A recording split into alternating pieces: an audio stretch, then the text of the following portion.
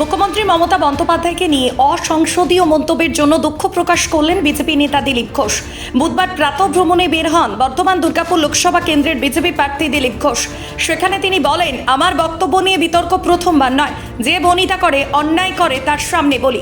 এবার আমি যা বক্তব্য রেখেছি, মাননীয় মুখ্যমন্ত্রী মমতা, যার সম্বন্ধে আমার ব্যক্তিগত ঝগড়া নেই, কোনো ক্লেশ নেই, কোনো দুর্ভাবনা নেই, কিন্তু উনি যে রাজনৈতিক বক্তব্য বারবার দিয়েছেন, মানুষকে বিভ্রান্ত করেছেন, আমি তার বিরুদ্ধে বলেছি এবং প্রশ্ন করেছি ও প্রতিবাদ করেছি।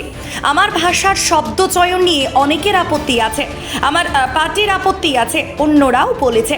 যদি তাই হয় তাহলে আমি দুঃখিত, কিন্তু আমার প্রশ্ন হচ্ছে, তারই পার্টির এক নেতা, তারই পরিবারের এক নেতা কাঁথিতে দাঁড়িয়ে আমার বিধায়ক দলের নেতাকে, তার পরিবারকে, তার বাবাকে এর থেকেও খারাপ ভাষায়, কুরুচিকর ভাষায় আক্রমণ করবে।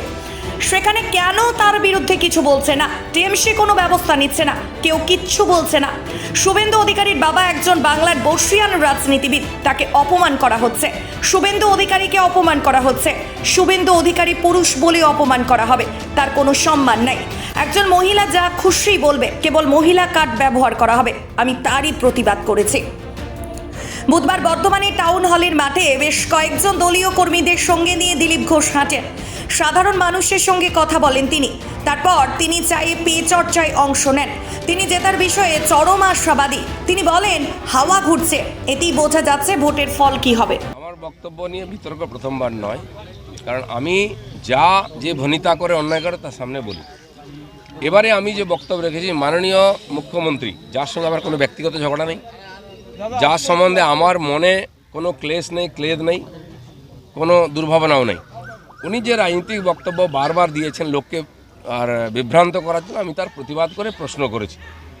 প্রশ্ন হচ্ছে, আমার ভাষা শব্দ প্রয়োগ নিয়ে বহু লোকের আপত্তি আছে, আমার পার্টিও বলেছে, অন্যরাও বলেছে যে অসংসদীয়। যদি তাই হয় আমি তার জন্য দুঃখিত, কিন্তু আমি সঙ্গে সঙ্গে প্রশ্ন করব, তারই পার্টির এক নেতা, তারই পরিবারের এক নেতা, সে কাঁথিতে দাঁড়িয়ে গিয়ে আমার বিধায়ক দলের নেতার নামে, তার বাবার নামে এর চেয়েও খারাপ খারাপ শব্দ বেরোলো, গালাগালি দেবে।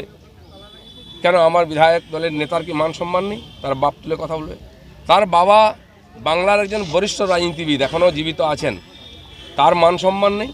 যাদের সুবিধারা নিয়েছেন তাকে নিয়ে যা চায় যা বলবে, তখন তো ওই টিএমসি কেউ প্রতিবাদ করে না। কেন তাকে করা হয় না, পার্টি থেকে স্টেটমেন্ট দেওয়া হয় না কেন? সেই জন্য রাজনৈতিক বক্তব্য আমি দেখেছি। আর দ্বিতীয় কথা হচ্ছে, এই ধরনের যারা শুরু করেছে, রোজ বাপান্ত করা হচ্ছে, কেন শুভেন্দু অধিকারী পুরুষ বলে তার সম্মান নেই, তার বাবার সম্মান নেই, কেবল মহিলা বলে একজন তার সম্মানের প্রশ্ন উঠবে, সে যা ইচ্ছা বলতে পারে, কথায় কথায় মহিলা কার্ড বার করা হবে। আমি তারই প্রতিবাদ করেছিলাম, এই নিয়ে আর কিছু বলার নেই।